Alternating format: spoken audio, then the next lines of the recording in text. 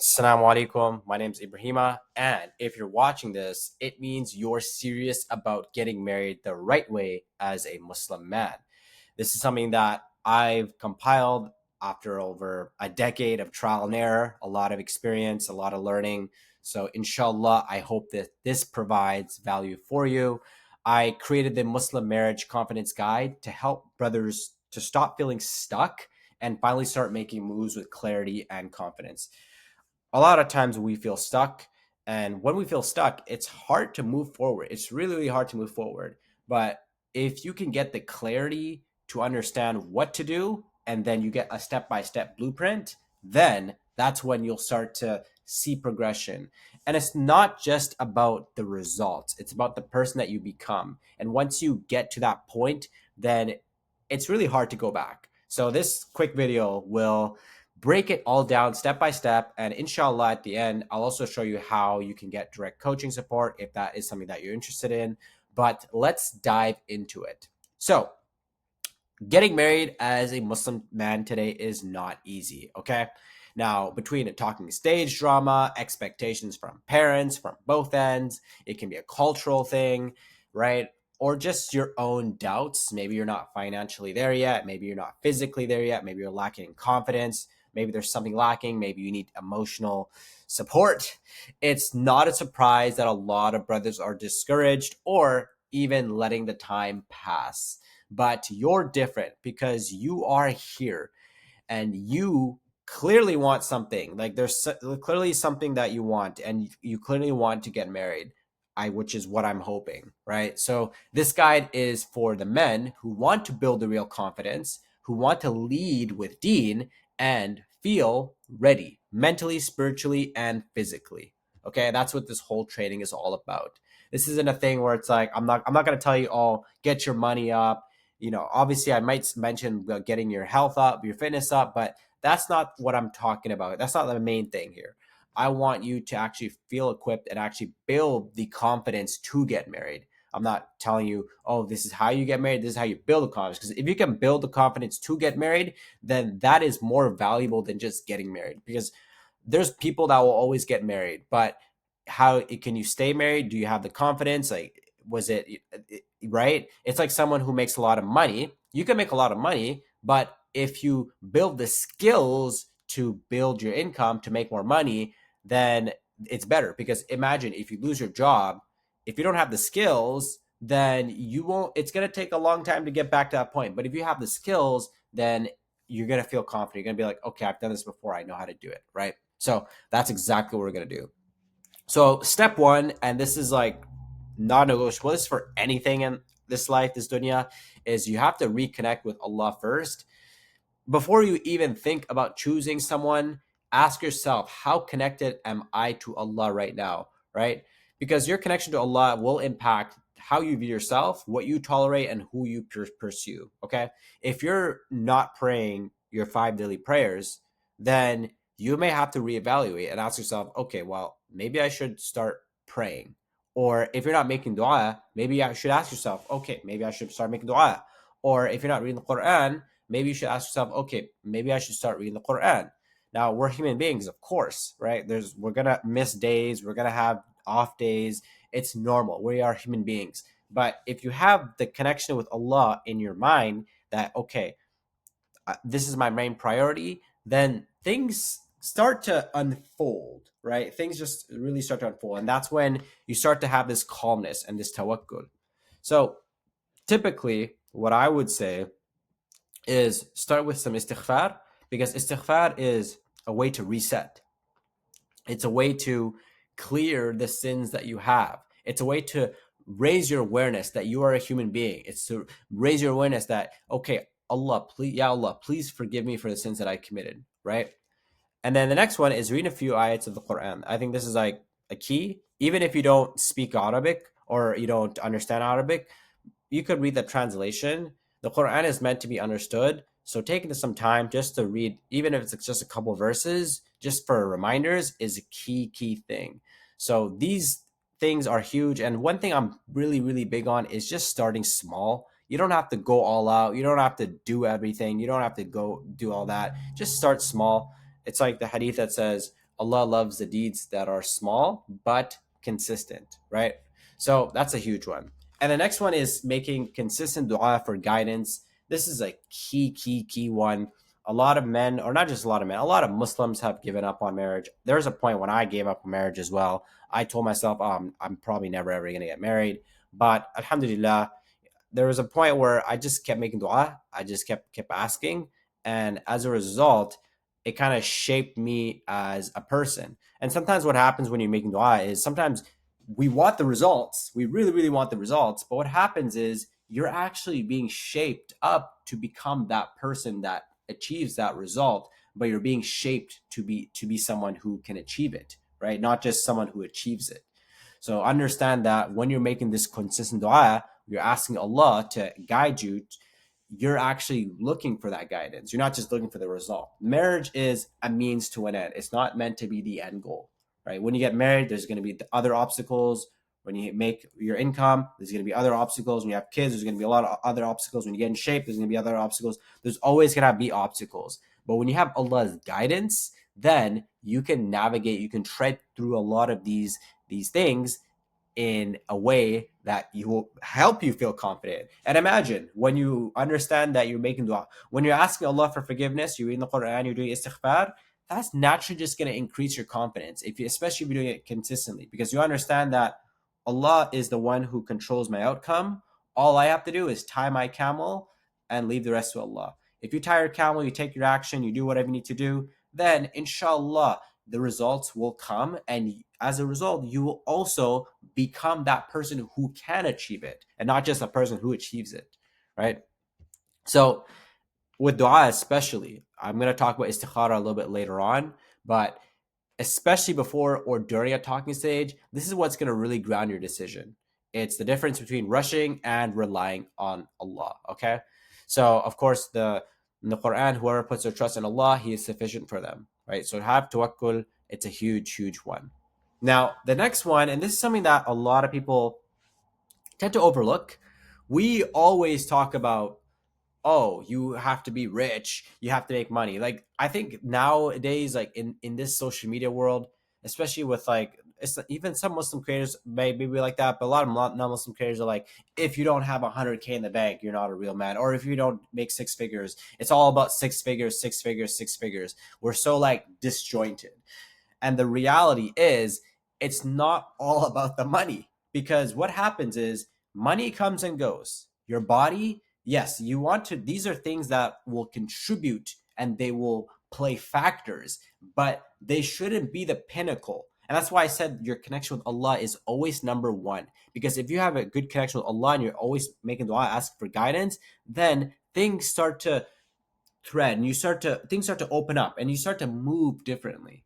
And it's not like, oh, I need to make more money. Oh, and these are important. As men, we're gonna naturally feel that. We're gonna instinctually, as men, we are providers. So this is something that we do feel, and we're protectors. So we want to be in shape because we want to be protectors. But this one thing is going to completely change the game for you, especially if you're navigating. So building your inner confidence, right? You don't need to be rich, or or perfect. We are all human beings. Nobody's perfect, right? But you do need self-respect. And you need to ask yourself, do I respect my own habits? Am I structured in how I live? Would I feel confident introducing myself to her family, which is a huge one? Because we always talk about, oh, is she a good fit? Is she a good fit? Is she a good fit? Or, oh, why did I work out? You always hear, oh, because she was like this and shit like that. But how often do we hear someone saying, I just wasn't in the right position, or I just wasn't mentally there. I just wasn't. How many times do we take accountability, right? So this is a huge one. This is why we need to build that inner confidence within ourselves. If you can build that inner confidence, then things start to open up. For me, funnily enough, when I was working on getting in shape, it was so hard. I was really trying to figure it out. I couldn't figure it out.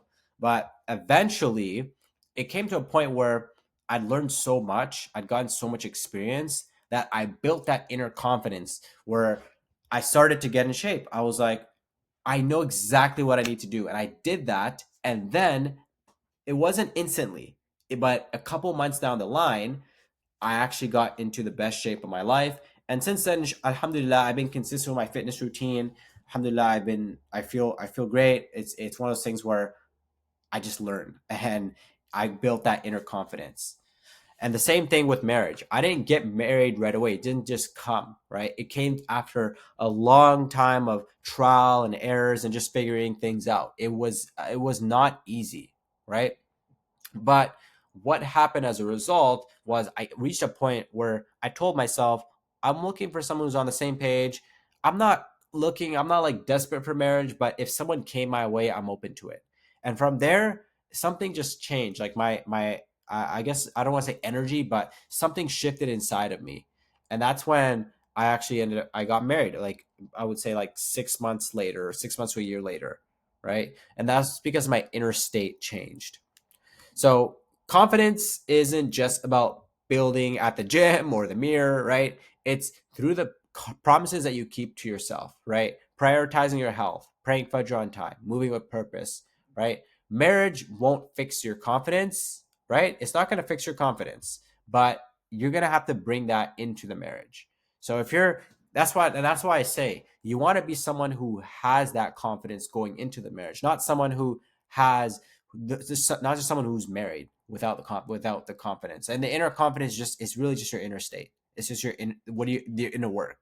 Are you healed? If you went through some heartbreak, right? Are you healed? Right? Do you have emotional control? We're human beings. Of course, we get frustrated. We may feel angry sometimes, but how's your emotional control?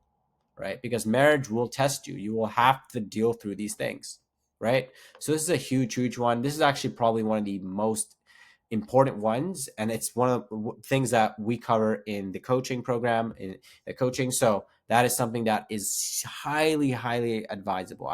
If there's anything that you want to take out of these, take these first two, because everyone talks about getting in shape, making more money, and these are things that will come as time goes on, because the more you work on it, the more you figure things out. As long as you're consistent with it, inshallah, you will get it. Your rizq will come, so long as you're tying your camel.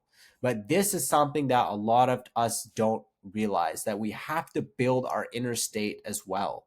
We need to make sure that we're there, right, internally. So this is huge, super, super important. Now, the next one is to clarify your vision. And this is where a lot of brothers fall short, because they want a wife, but they don't know what kind of life they want to build. A lot of times it's like, oh, I want to get married because they want to fill a void in their life. And what happens is, when you try to get married to fill a void in your life, then when you get married, that void is eventually going to come back, because you're going to realize, oh, well, I want to get married. And this is where I was struggling for a very, very long time to get married, because that's all I wanted, right? I would say more than my career, more than my fitness. And this is why I say that your fitness and your money, it can help, but it's not going to be the ultimate thing that's going to get you married. Because there's a time when I achieved all of that, and even then I didn't have the inner confidence to get, like, I didn't have a vision for my life. I was just like, oh, I really want to get married. And a lot of times I was doing things, like, you'll see it sometimes, you'll see people doing things simply because they want to attract the opposite gender, which is a thing, right? So understand, you need to have a vision for your life. And this is something that Muslims in general, Muslims, we need to have a vision. We need to contribute to the ummah in our own way, and every single person has their own strength. So it's something to really, really understand. So if this is something I would like for you to do whenever you have time, right? Take 15 minutes to journal. If you don't want to journal, just reflect. Okay, what kind of husband do I want to be? Right? Don't think of, okay, what kind of wife do I want just yet. Okay, think of, what kind of husband do I want to be? Right? What kind of life do I want in the next 5 to 10 years? Now, of course, Allah decides everything, so you don't have to go too crazy, but just have an idea. Okay, where would I like to be? Right? And then you start asking yourself, okay, what kind of woman would help support that?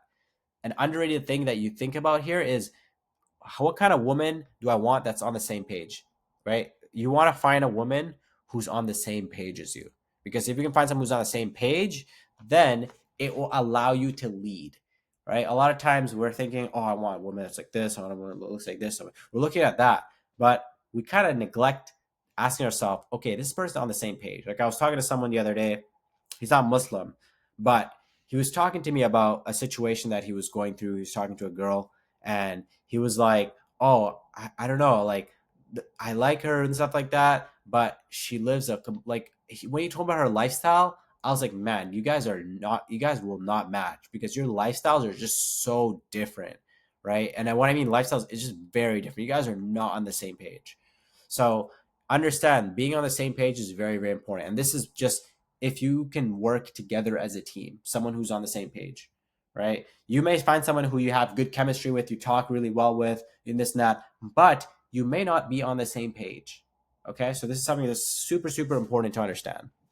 Now, this is why it's important to know your vision, because if you have a vision, then you can have someone who can support you with your vision. Okay, so the clearer your vision, the easier it is to understand, recognize who's not aligned, as I mentioned, and even if the feelings are strong. Okay, and this is super, super important. A lot of times people will know, right? They'll be at a talking stage, which I want to talk about next. They'll be in a talking stage and they will know that this person is not meant to be with them. But because their feelings are there, then they stay on it, they stay in it. Okay, and this is something that when you know your vision, then it's gonna feel a lot easier. You're gonna understand that okay, this might be the right decision, right?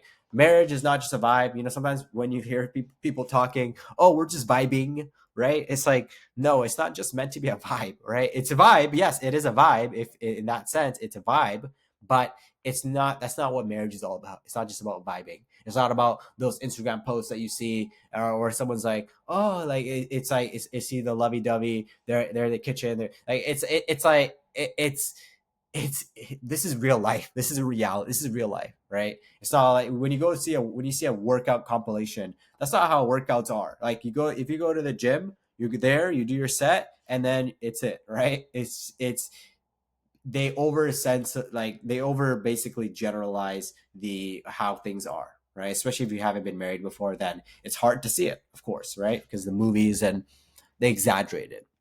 So it's meant to be a vision, okay, for this life and the next.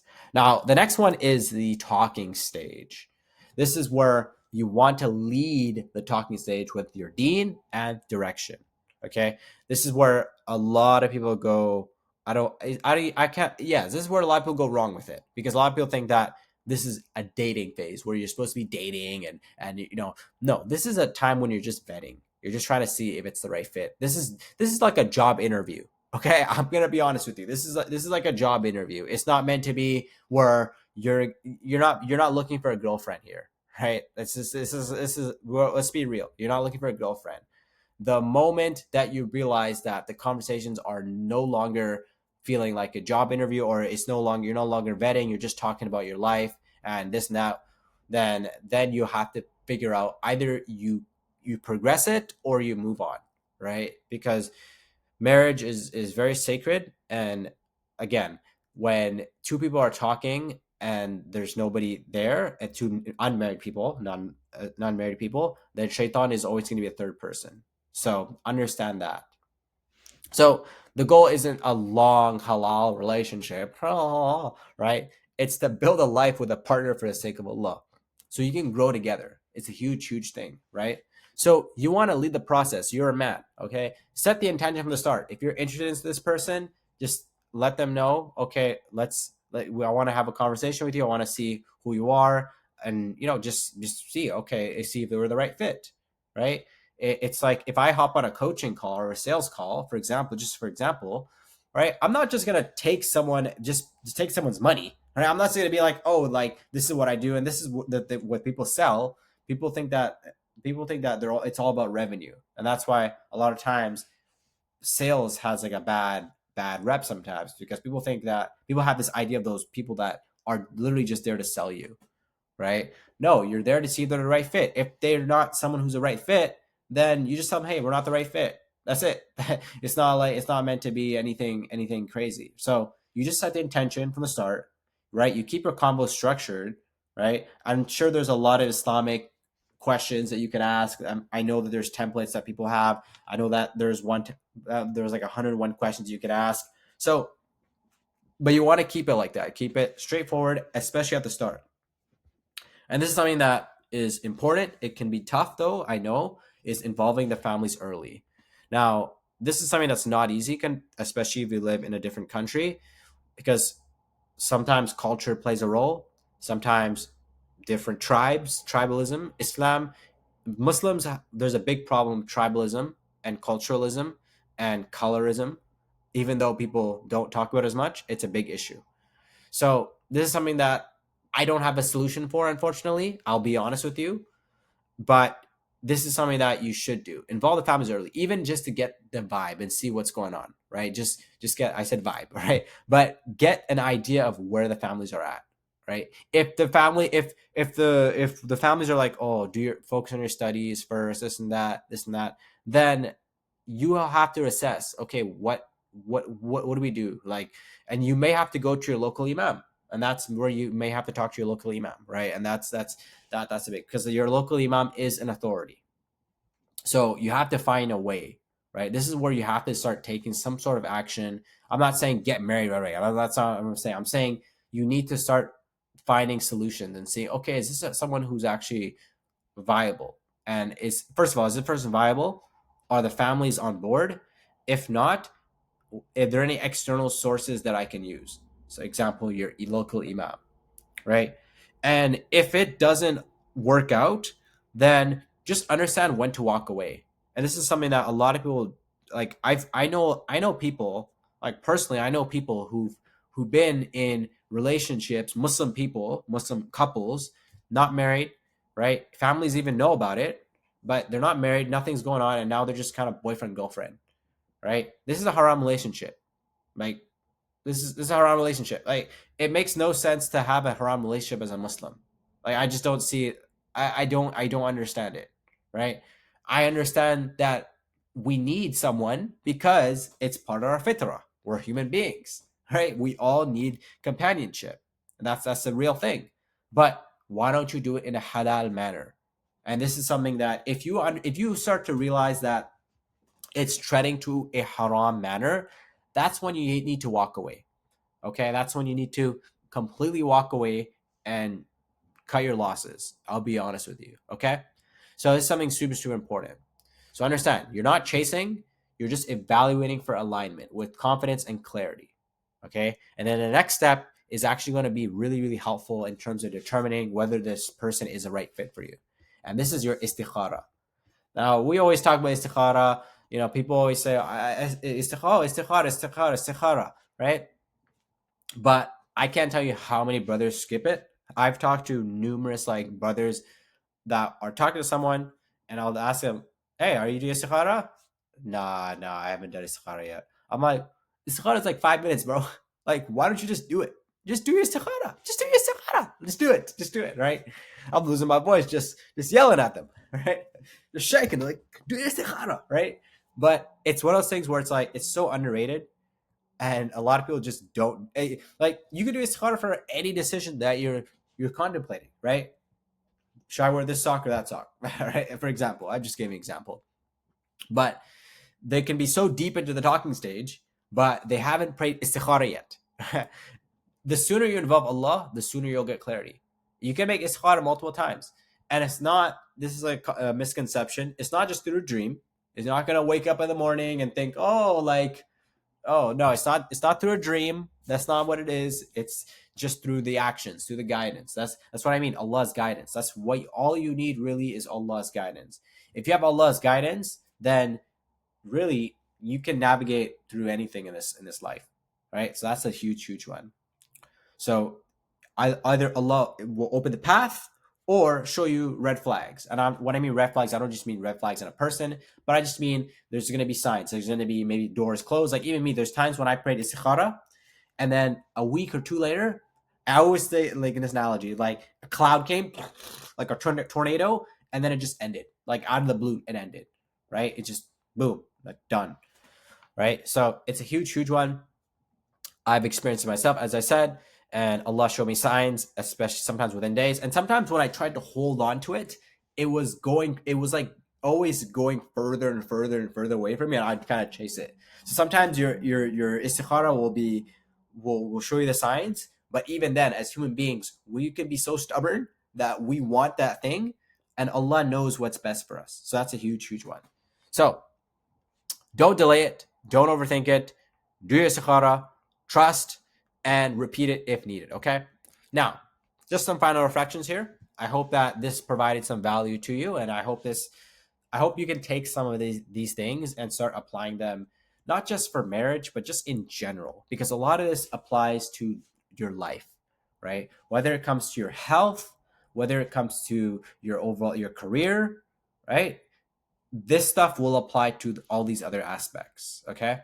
Now, again, this isn't a one-time motivation boost. I don't want this to be like a motivational video where you're like, oh yeah, like, okay, I'm locked in, right? No, this is a lifestyle shift. As time goes on, this starts to become your new normal. I want this to become your new normal. I don't just want this to be, oh yeah, like I'm feeling good, and then 6 months later, no. I want this to become your new normal. Okay. So think about it after this video, or maybe just take some time. Please don't go watch another video, at least for the next 10 to 15 minutes. Just reflect on this, because this is something that you want. You want to get married, right? So if this is something super important for you, just take some time to reflect on this. I'm not telling you to journal. I know sometimes people will tell you, oh, journal this, journal that. This time, I'm not going to tell you to journal. I'm just going to just reflect, okay? Just turn, don't go to the next scroll. Like, just reflect, okay? So think about this. Which habit resonated with you the most? And I might have this doc on the YouTube video, or the video that I upload this, or the platform I upload this on. So I can do that if that's something. So I understand, which habit resonated with you the most. Okay, out of all the steps, which one resonated with you? Which spiritual action can you carry forward? I would say the 100 istighfar is super simple, straightforward. Istikhara is like anytime. When I was looking, I would make istikhara literally like almost pretty much the same day. So that's a huge one. Okay.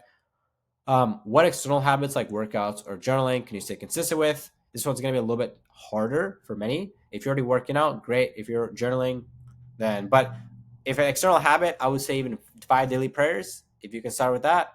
If you're not doing that, then alhamdulillah. Okay. So start there. One internal habit, one external habit. I would say 100 istighfar, astaghfirullah, and then 5 daily prayers, right? And focus on that for the next 30 days. Inshallah, the right marriage, or the right person, right partner will come when your state aligns with your values. Okay. You're going to notice a shift in yourself. It's just a normal thing. And the more you work on yourself, the more you're going to experience a shift. And I'll be honest with you, it's not going to be easy. It's going to take time. So that's why I want to talk about the next steps. Imagine if this gave you some clarity and a new mindset. I hope so. Well, obviously the mindset takes time, but imagine what we can build in the next 4 to 6 weeks with some support. Okay. And that's why I created the Marriage Confidence Accelerator, which is my one-on-one coaching program for Muslim men who want to reconnect with Allah. Okay. Build discipline and structure, approach the process with confidence, and finally get serious about marriage without feeling overwhelmed.